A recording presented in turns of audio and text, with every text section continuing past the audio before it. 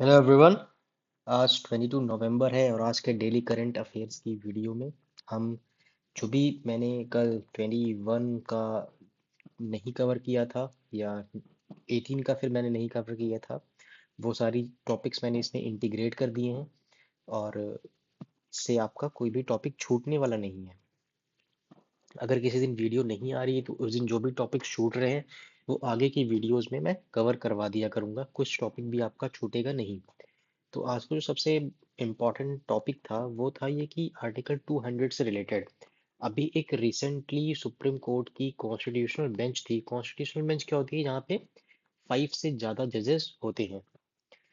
उस बेंच ने अपने जो प्रीवियस ऑर्डर थे, जो कि एक नॉन कॉन्स्टिट्यूशनल बेंच का ऑर्डर था, वो ऑर्डर किस चीज़ को रिलेटेड था कि जैसे तमिलनाडु की में आपको पता होगा काफ़ी टसल रहता है सेंटर और स्टेट के बीच में।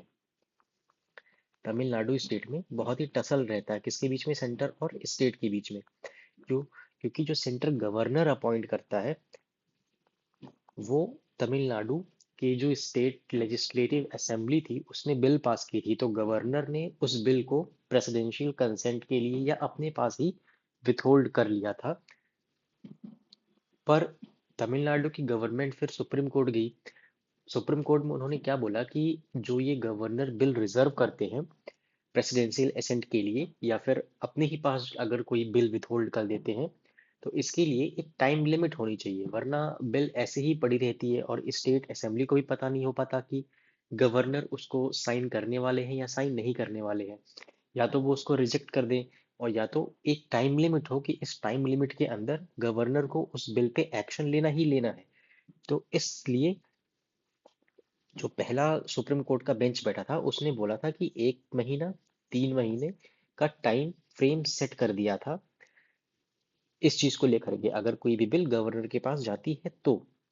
पर अभी जो रीसेंट डेवलपमेंट हुआ है उसमें क्या, सुप्रीम कोर्ट ने अपना ऑर्डर वापस ले लिया है और बोला है कि ऐसा कोई टाइम लिमिट हम फिक्स नहीं कर सकते हैं। तो अब गवर्नर के पास फिर से फ्रीडम है, वो बिल कितने भी टाइम के लिए रिजर्व कर सकता है, कोई भी टाइम की बाउंडेशन नहीं है। तो ये एक इम्पॉर्टेंट क्वेश्चन हो सकता है इस बार कि क्या गवर्नर के ऊपर कोई टाइम की बाउंडेशन होती है अगर स्टेट लेजिस्लेटिव असेंबली उसके पास कोई बिल भेजती है तो इसका आंसर होगा नहीं होती है। तो अगर लेकिन ऐसा है कि अगर गवर्नर बहुत ही ज़्यादा टाइम तक बिल को अपने पास रखता है और फिर सुप्रीम कोर्ट उसके ऊपर जुडिशियल रिव्यू कर सकता है। जुडिशियल रिव्यू हर जगह होता है, कोई भी चीज़ नहीं है जहाँ पे जुडिशियल रिव्यू नहीं हो सकता, 9th शेड्यूल को छोड़ करके। 9th शेड्यूल में भी कई सारी जगहों पर जुडिशियल रिव्यू होता है। फिर एक होता है डीम्ड एसेंट। अब डीम्ड एसेंट क्या होता है? डीम्ड एसेंट का मतलब होता है कि जैसे मान लीजिए 1 महीने के अंदर गवर्नर को बिल पे साइन करना था, वो टाइम बाउंडेशन दी गई थी उनको, लेकिन गवर्नर ने 1 महीने का समय खत्म कर दिया और कुछ भी एक्शन नहीं लिया, तो ऐसा मान लिया जाएगा कि गवर्नर ने उस बिल को पास कर दिया है। इसे डीम्ड एसेंट कहते हैं। अब सुप्रीम कोर्ट ने बोला है कि ये इस केस में नहीं लगता है, मतलब अब जैसे टाइम लिमिट का कोई फ्रेम ही नहीं रह गया तो फिर डीम्ड एसेंट कैसे लग सकता है? ठीक। तो ये बहुत सिंपल सा था जो भी न्यूज़ में था। अब ये कुछ आर्टिकल्स हैं, ये आर्टिकल क्या है? आर्टिकल 200 में गवर्नर के पास ऑप्शंस क्या क्या होते हैं अगर उसके पास कोई बिल आता है तो, कि वो एसेंट दे दे अपना, एसेंट विथहोल्ड कर ले, या बिल रिटर्न कर दे वापस असेंबली को, या प्रेसिडेंट के लिए रिजर्व कर ले। कोई टाइम लिमिट कॉन्स्टिट्यूशन में मेंशन नहीं है। फिर 201 201 जो आर्टिकल है वो क्या करता है? वो सेम चीज बताता है प्रेसिडेंट को लेकर के, कि प्रेसिडेंट के पास अगर कोई बिल आती है गवर्नर की तरफ से तो प्रेसिडेंट क्या कर सकते हैं? तो प्रेसिडेंट एसेंट विथहोल्ड कर सकते हैं, रिटर्न कर सकते हैं, या एसेंट दे सकते हैं। इसमें भी कोई टाइम लिमिट का फ्रेम नहीं है। तो सुप्रीम कोर्ट ने जो भी ये एक्शन लिया था कि टाइम लिमिट लगा दी थी, इस एक्शन को सुप्रीम कोर्ट ने वापस से बैक ट्रैक कर गया सुप्रीम कोर्ट और बोला है कोई टाइम लिमिट नहीं लगा सकती। एक्चुअली जो ये सुप्रीम कोर्ट में केस गया था, ये प्रेसिडेंट ने सुप्रीम कोर्ट को इस चीज पे क्वेश्चन किया था, 14 क्वेश्चन बना के दिए थे प्रेसिडेंट ने सुप्रीम कोर्ट को, तब सुप्रीम कोर्ट की कॉन्स्टिट्यूशनल बेंच बैठी थी और इस चीज को वापस लिया गया था। तो हम आते हैं अपने नेक्स्ट टॉपिक पे जो है मेजर नॉन नेटो एलाई। अब आप नेटो के बारे में तो जानते ही होंगे, क्योंकि नेटो के बारे में क्वेश्चन भी यूपीएससी पूछा था, 2025 में यूपीएससी ने क्वेश्चन पूछा था। अब नेटो में अराउंड 32 या 35 मेंबर इसके बीच में से कुछ है। मुझे एग्जैक्ट नंबर नहीं याद है अभी, पर इस चीज को लेके क्वेश्चंस था कि कौन नेटो का मेंबर है, कौन नेटो का मेंबर नहीं है। तो अब ऐसा क्वेश्चन आ गया है, तो हाँ, आपको सारे मेंबर याद करने पड़ेंगे। जो रिसेंट एडिशन मेंबर थे वो तो आपको होनी ही याद चाहिए। तो नेटो क्या है? नेटो एक नॉर्थ अटलांटिक ट्रीटी ऑर्गेनाइजेशन है जिसमें अमेरिका और अमेरिका के एलाइज एक ऑर्गेनाइजेशन बना रहे हैं, जिसमें म्यूचुअल डिफेंस पैक्ट होता है आर्टिकल 5 के अंदर, कि अगर अमेरिका या उसके किसी भी एलाई पर अटैक होगा तो सारे देश मिल करके उस एग्रेशन करने वाले देश के ऊपर अटैक करेंगे। अब ये non major non NATO ally क्या होता है? तो ये एक डेजिग्नेशन है, ये कोई मेंबरशिप नहीं है नेटो की। ये डेजिग्नेशन देता कौन है? ये डेजिग्नेशन यूएसए दे सकता है। ठीक, तो अभी ये रिसेंटली सऊदी अरेबिया को दिया गया था। अब इसमें होता क्या है, अगर किसी को ये डेजिग्नेशन मिला है तो उसके साथ क्लोज सिक्योरिटी कोऑपरेशन करेगा यूएसए। डिफेंस ट्रेड में प्रायोरिटी मिलेगी उसको। ज्वाइंट मिलिट्री एक्सरसाइजेज होंगी, ज्वाइंट ट्रेनिंग्स होंगी उसके साथ में, तो ये सारी चीजें हैं। म्यूचुअल डिफेंस की गारंटी नहीं है इसमें, ये बहुत ही इंपॉर्टेंट चीज है। और आर्म्स, बायलैटरल स्ट्रेटेजिक पार्टनरशिप, ये सारी चीजें हैं जो वो देश मिलकर के करेंगे अगर कोई नॉन मेजर नेटो एलाई बनता है तो। 21 के अराउंड कंट्रीज इसकी मेंबर है। इंडिया इसका मेंबर नहीं है, India major non NATO ally नहीं है, पर पाकिस्तान इसका मेंबर है। हाँ, इंडिया मेजर डिफेंस पार्टनर है, वो बना था इंडिया 2016 में, जिसकी वजह से यूएसए इंडिया को आर्म सेल कर सकता है, टेक्नोलॉजी शेयर कर सकता है। तो ये था हमारा मेजर नॉन नेटो एलाई का टॉपिक। फिर अगला टॉपिक है climate change performance index. Climate change performance index आपको याद होगा, जिसमें इंडिया की 10 रैंक थी लास्ट ईयर। हर साल ये निकलता है, लेकिन इस बार इंडिया की रैंक 23 हो गई है। इंडिया की रैंक ड्रॉप हो गई है। अब पहली 3 रैंक्स इसमें एम्प्टी होती हैं। कौन निकालता है इसे? German watch, new climate institute और क्लाइमेट एक्शन नेटवर्क, ये 3 ऑर्गेनाइजेशंस मिल करके इसे रिलीज करती हैं। हर साल पब्लिश किया जाता है। 2005 से स्टार्ट किया गया था पब्लिश करना। टॉप 1 2 3 पोजीशंस एम्प्टी हैं। फिर फोर्थ पोजीशन पे कौन आता है? डेनमार्क आता है, फिर यूके आता है, फिर मोरक्को आता है। तो ये फोर्थ है, ये फिफ्थ है और मोरक्को सिक्स है। इस तरीके से इंडिया किस पे है? 23rd पे है। अब इसमें ऐसा नहीं है, अगर क्वेश्चन आता है कि इसमें वर्ल्ड की सारी कंट्रीज को से डेटा लेके उन्हें कंपेयर करके रैंकिंग की जाती है, तो ऐसा नहीं होता है। इसमें वर्ल्ड में सिर्फ 63 कंट्रीज का ही डेटा लिया जाता है और एक ईयू का डेटा लिया जाता है। अब इसमें कुछ क्राइटेरियाज हैं, क्राइटेरिया याद रखने की जरूरत नहीं है, पर हाँ, आपको एक बार ध्यान होना चाहिए कि जो GHG emission, green house gas emission है, उसका सबसे ज्यादा वेटेज है। और शायद इसी वजह से इंडिया की जो रैंक है वो नीचे आ गई है, क्योंकि हर साल इंडिया के जो ग्रीन हाउस गैस एमिशंस हैं वो बढ़ते जा रहे हैं। फिर जो अगला इसमें कैटेगरी है वो रिन्यूएबल एनर्जी यूज की कैटेगरी है, जिसमें इंडिया अच्छा परफॉर्म कर रहा है। फिर एनर्जी यूज की कैटेगरी है, फिर क्लाइमेट पॉलिसी है। ठीक, फिर नेक्स्ट टॉपिक पे हम आते हैं, जो कि है Indira Gandhi peace prize for disarmament.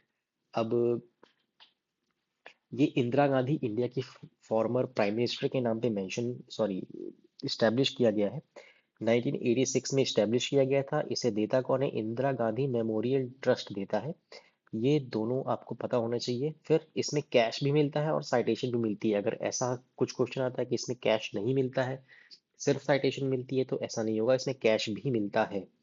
अब ये किसी भी कंट्री के, किसी भी रेस के, किसी भी रिलीजन के किसी को भी दे सकते हैं, ओपन टू ऑल है। तो ऐसा नहीं है इस प्राइस को लेने के लिए आपको सिर्फ इंडियन होना ही जरूरी है, ऐसा बिल्कुल नहीं है। 2023 में ये प्राइज किसे मिला था? डेनियल बोनहाइन को और अली अब्दुल अवाद को मिला था। इस बार किसे मिला है? इस बार 2024 का प्राइज मिला है मिशेल बैचलेट को, जो कि फॉर्मर प्रेसिडेंट है कहाँ की? चिली की। फिर क्या किया था इन्होंने? ये डेमोक्रेटिक राइट्स के लिए लड़ती हैं, जेंडर इक्वलिटी पे काम करती हैं, इसलिए इन्हें ये प्राइज इस बार दिया गया 2024 में। तो ये था इंदिरा गांधी पीस प्राइज से रिलेटेड। फिर जो अगला टॉपिक आता है वो है अल्ट्रा प्रोसेस्ड फूड कंजम्पशन से रिलेटेड इंडिया के इनिशिएटिव्स क्या हैं। तो हम पहले जानते हैं कि अल्ट्रा प्रोसेस्ड फूड्स होते क्या हैं। अब ये ऐसे चीज हैं जो इंडस्ट्रियली मेड है, मतलब ऑर्गेनिक नहीं है। ऑर्गेनिक नहीं है, वो नाम से लग रहा है अल्ट्रा प्रोसेस्ड है, प्रोसेस्ड फूड। आर्टिफिशियल फ्लेवर्स पड़े हैं इसमें, कलर्स हैं, प्रिजर्वेटिव्स हैं, एमल्सिफायर्स हैं, शुगर है, सॉल्ट है, सारी गंदी चीजें पड़ी हुई जिससे आपकी हेल्थ को नुकसान ही पहुंचता है सर। फिर ये ऐसी चीजें, अभी इनसे नुकसान क्या हो सकता है, फिर obesity, diabetes, health disease, heart disease, gut issues, ये सारी प्रॉब्लम्स आपको हो सकती हैं। अब जैसे आप कोला पीते होंगे, चिप्स खाते होंगे, नूडल्स, इंस्टेंट नूडल्स, बिस्किट्स, जो भी बहुत सारी टेस्टी चीज़ें होती हैं और बहुत कन्वीनियंट होती हैं, खाने में चीप होती हैं, वो सब अल्ट्रा प्रोसेस्ड फूड की कैटेगरी में आती हैं। तो आई होप आप ज़्यादा कंज्यूम नहीं करते होंगे, क्योंकि अल्ट्रा प्रोसेस्ड फूड की जो भी चीज़ें हैं वो बहुत अच्छी नहीं है, इनसे ओबेसिटी हो सकती है, आप ओबेसिटी में जा सकते हैं। फिर ईट राइट कैंपेन इंडिया के फसाई ने चलाया था, इंश्योर करने के लिए कि जो इंडिया में जो लोग हैं वो अच्छे खाने खा रहे हैं, प्रोसेस्ड फूड बहुत ज़्यादा नहीं खा रहे हैं। फिर फसाई ट्रांस फैटी एसिड्स भी फूड प्रोडक्ट्स में लिमिट करता है 2%। 2% से ज़्यादा ट्रांस फैट नहीं होने चाहिए। ट्रांस फैट बहुत ही गंदा टाइप का फैट होता है। हमारी बॉडी में दो टाइप के फैट होते हैं, एक एलडीपी, एक एचडीपी। उसमें से जो ट्रांस फैट उसमें आता है, एचडीपी बहुत ही गंदा फैट होता है। फिर एरिएटेड बेवरेजेस जो होते हैं, जैसे कि कोला हो गया, सोडा हो गया, और शुगर फ्लेवर ड्रिंक्स, इसमें जीएसटी 40% लगती है। माने मतलब गवर्नमेंट इसे महंगा करती है ताकि लोग इसे इजीली एक्सेस ना कर पाए और इसे कंज्यूम ना करें, क्योंकि ये बहुत ही हार्मफुल है कंजम्पशन के लिए। फिर डाइटरी गाइडलाइंस वापस से रिन्यू की गई थी इंडिया की, ताकि लोगों को इस चीज़ के बारे में अवेयर किया जा सके कि अल्ट्रा प्रोसेस्ड फूड के कंजम्पशन से बचना चाहिए। फिर ओबेसिटी के बारे में मैंने आपको बता दिया, ओबेसिटी इंडिया में बहुत ही ज़्यादा प्रॉब्लम हो रही है, डबल हो गई है इंडिया में ओबेसिटी। ठीक है। फिर जो नेक्स्ट है वो माउंट सेमेरू के बारे में है, ये जावा इंडोनेशिया में है, अभी रिसेंटली एरप्ट हुआ है ये। अब जावा का, एक्चुअली आपको पता होगा जावा आइलैंड है कहाँ पे। ठीक है, जावा आइलैंड कहाँ पे है, जावा आइलैंड इंडोनेशिया का है। तो इंडोनेशिया का जो जावा आइलैंड है, ये उसका सबसे हाईएस्ट पीक है माउंट सेमेरू। इंडोनेशिया का जो जावा आइलैंड उसका सबसे हाईएस्ट पीक है, ये अभी रिसेंटली एरप्ट हुआ है, ये पैसिफिक रिंग ऑफ फायर में आता है। अब एक इमेजिन कीजिए कि एक जाइंट फायरी बेल्ट है अराउंड द पैसिफिक ओशियन। ठीक है। फिर जहाँ पे अर्थ की सारी चीजें होती हैं, जैसे कि शेकिंग होती है, एक्सप्लोजन होता है, सब कुछ इसी यहाँ पे होता है। अर्थक्वेक आते हैं, फिर वॉल्केनिक एरप्शंस होते हैं, सब होता है। ये पैसिफिक रिंग ऑफ फायर है, ये एक horseshoe shape belt around Pacific ocean है। 40,000 किलोमीटर स्ट्रेच होती है। ये वर्ल्ड का मोस्ट सबसे एक्टिव जोन है, वर्ल्ड का मोस्ट एक्टिव जोन है किस चीज के लिए, अर्थक्वेक के लिए, वॉल्केनोज के लिए और सुनामी के लिए। 75% of Earth's active volcano and 90% of earthquakes occurs here। तो इसलिए पैसिफिक रिंग ऑफ फायर बहुत ही इंपॉर्टेंट टॉपिक बन जाता है यूपीएससी के लिए। और माउंट सुमेरू वहीं पे है, अभी रिसेंटली ये एरप्ट हुआ है। फिर हमारा जो नया टॉपिक, अगला टॉपिक है, वह एक्सरसाइज सागर कवच है। ये एक कोस्ट गार्ड की एक्सरसाइज है जो 2025 में महाराष्ट्र और गोवा के जो कोस्टल एरियाज हैं उसके अराउंड की गई थी। तो आज की वीडियो में इतना ही।